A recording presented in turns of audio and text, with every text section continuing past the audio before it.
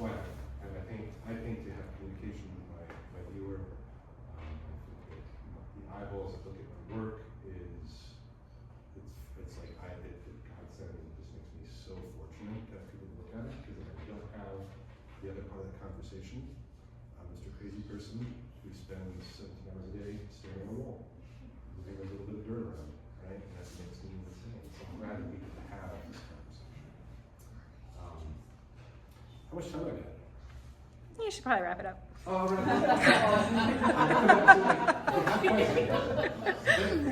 Well, I mean, we're going to get questions later. Yeah, if you have a question, what we're going to do is Elizabeth's going to talk about her work, and then we're going to come back together and do a little question and answer thing. Q&A is important. We both love Q&A. So, like, the questions should be whole. Together. We want to bring it back up, because I love chatting her with her, because she's brilliant. Hey, so do you want me to introduce Selby, or do you want to introduce her? Well, you can introduce her. Can I introduce Selby? Sure.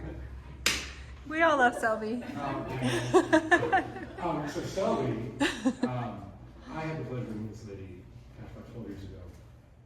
She was in my introduction to opening class and did some okay paintings, and then she came back about 2 months later for painting 2 of them and melted my face. I mean, absolutely just floored me. The work that she put out in that 2-month period just was insane. Offered her a show immediately.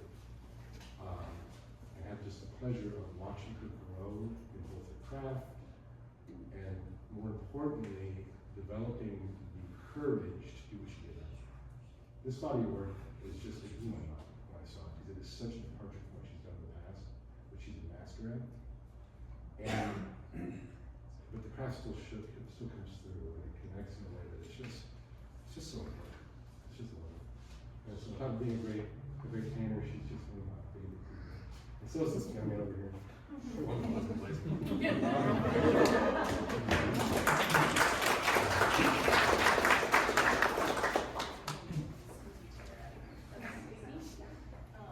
I don't know how to follow that, but so I guess like I don't really know where to start when talking about this show, because I could go some different directions with this, but I guess I could, since Brett's here, like so much of my art history, painting knowledge is from Brett. Like how I met Brett actually was I worked at the principal's office, and he had like an art school downstairs that was pretty new, and I was just working a shift one day, and he was like, do you want to take an art class? And like we had met maybe like one time, and I was like, sure. Like he didn't know that I was interested in art, so that was kind of cool. And he's like, I just need butts and seats. Like you don't have to pay for it. And I was just so like excited about that. So it was, Tom, you can stand here. This is my friend Tom. You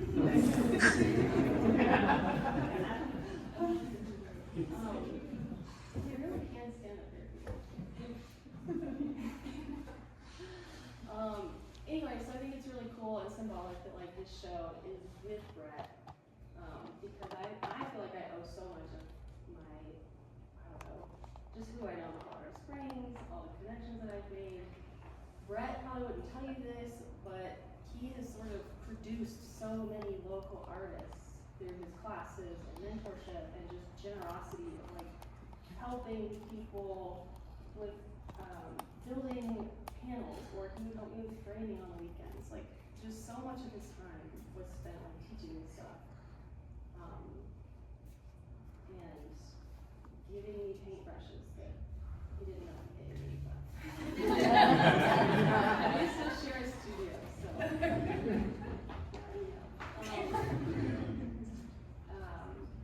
so yeah, I wanted to do a portrait of Brett actually for this show, but I ran out of time because these things took me way longer than expected. It is such a departure from painting.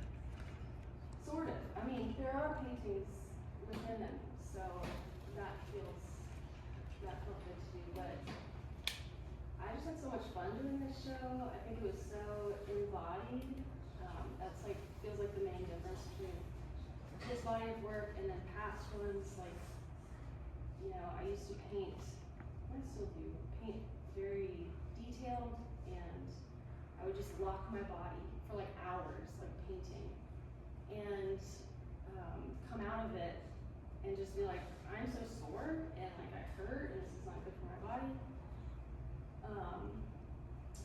There are more embodied ways to paint. I just didn't paint that way, and so this felt so much better to do.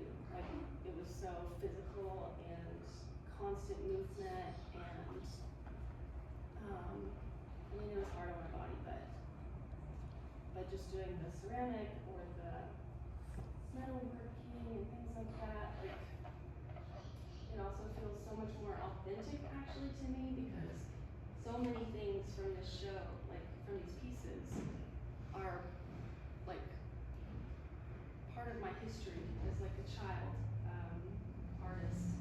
Like, I used to do jewelry making, I used to take pottery classes, I used to do metalworking with my dad, or woodworking with my dad, just, I used to do, I mean, I still quilt. Just anything I could get my hands on as a kid, like, I did it. And this feels kind of like a combination of everything that I love, all in one. I used to do tiling and mosaic. Just like, I don't know, the longer I sit here, I'll probably think of more things, but, yeah, so this just feels like so personal to me. And I hope that this body of work, like the two questions I asked myself when I was making this was like, is this what you want to see? Like, is this what you want to see? Or is this what you want to say? Instead of like, what would so-and-so think about this? Or I sort of let all these voices into my head usually when I'm making art, of like, even like, what would Brent think of it? You know, like people that I respect. But this time, I really just was like, no, like this is about your aesthetic only. So it feels very personal in that way, that I just kind of did whatever the fuck I want, like with each of these pieces, and kind of just let it go, like just let it rip. And so, yeah, it was, I don't know, it was like the most fun 10 months probably ever. My husband said I worked harder on this than I did while in grad school. Like, I don't know what that says about me as a person, but. So I guess we can do our little panel and have questions. I don't really know. I'd love to know, I'm an assemblage artist, but not like this girl. I'd love to know, like this piece you're sitting in front of is mesmerizing. And I love your mixture of textures and materials. I'd love to know a little bit about your process and how you bring those together. Yeah, I think it was a little different with each piece, but very materials based. So some of it was like, I just want to see these two materials work together. Like, how can I make these two things look good together? Is this fired ceramics? Mm-hmm. Okay. So yeah, I start with the ceramics because it's the one that shrinks. So I kind of have to build everything around the ceramic first. And I kind of do drawing. So I take a picture of my ceramics and then I draw around it, kind of what the composition could be without thinking of materials. I am kind of thinking about value and tone, but not materials per se.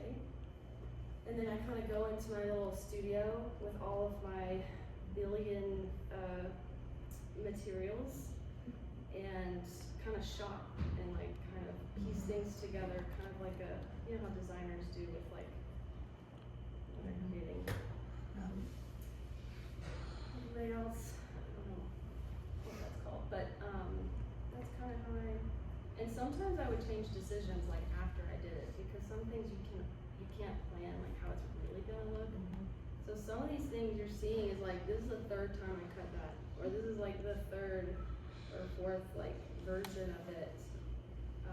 Like I ripped so much out of this piece right here, the pear that yeah, with the bird. like that piece, I feel like I redid that like 3 times, just cause it, I don't know, it has to feel right. But then at some point, there's not time, so you have to just be like, okay, this is good. Who is the woman? These are actually 3 different women, but they do kind of have similar features. This is a sister, like a nun, at Bennett Hill Monastery, who, she teaches a spiritual direction course there that my husband and I took. It's like a 2-year program. So she's sort of like the mentor for everyone there. So she was like really important to both of us in our spiritual journey. This lady was my mentor through that program, who was also really a support for me. And then the lady on the end is my therapist. Yeah. Yeah. So do you feel their guidance, kind of, when you're making your art? Their guidance? Probably indirectly. Like, I think a lot of this I probably wouldn't have made the same way without their influence of just like, cause each of these titles, it's like, you are loved, that's you are worthy, that's you are wise.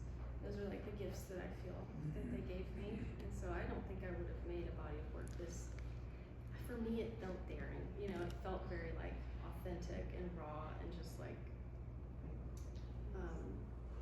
vulnerable. It's full of courage, and it's also Just beautiful. So yeah, they did influence me, yes. You know, my grandmother and my stepmother were both artists, and I feel them in the studio with me. Even ask them, you know, hey Laurel from Maine. Well, they're still alive, but I don't know, you mean like people who have passed? Yeah. Okay. Yeah, even my mentor, you know, Yeah. I think what they told me to do. Yeah. No, we should talk about that You're all later. good. We should talk about that later, cause I felt a lot of things when I was making this. Well, I'll ask you a question, Selby.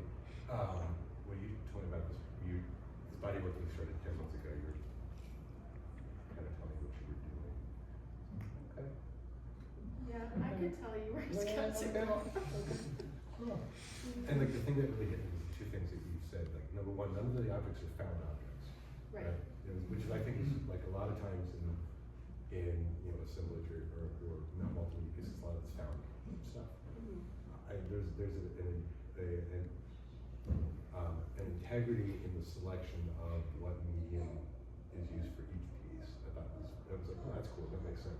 And did you find yourself having to like, it's a big learning curve? Fine, I got the fine. Not yet. Is there a learning curve in like learning like, you know, how to make the metal do X, Y, and Z? And Oh yeah, for sure. I mean, I still feel like I didn't master a lot of it. It's just like some materials don't want to be glued with a certain kind of glue or swell when you do certain things. Or I learned the hard way that heat is not the friend of these pieces, like this of Robin with the bird. I did that one in like May, and then by like July, I noticed it was like kind of like shifting around, and I was like, oh crap, like, so, Have you yeah. been doing assemblies long? No, this is kind of like I'm like an adhesive expert. really? Yeah? I probably use it. I've got stuff, I can glue stuff together that you would think that won't hold. Yeah, 10 years later, yeah, it was solid as a rock. I just use JB Weld for pretty much everything. I use about 3 different JB Weld, Yeah. but I don't use it for everything. I'm obsessed with JB I'm Weld. using the clear weld. Mhm. Yeah, I love the clear weld. Yeah. But that won't work on everything. I use the clear weld, but there are certain things that, Oh, and that was one. there's a website called thistothat.com. And I've been doing assemblies for 12 years, but I found out about that 3 years ago. Okay. Life changing. So you basically, it's a crappy website that you put in there, I'm gluing wood to metal, and it tells you a list and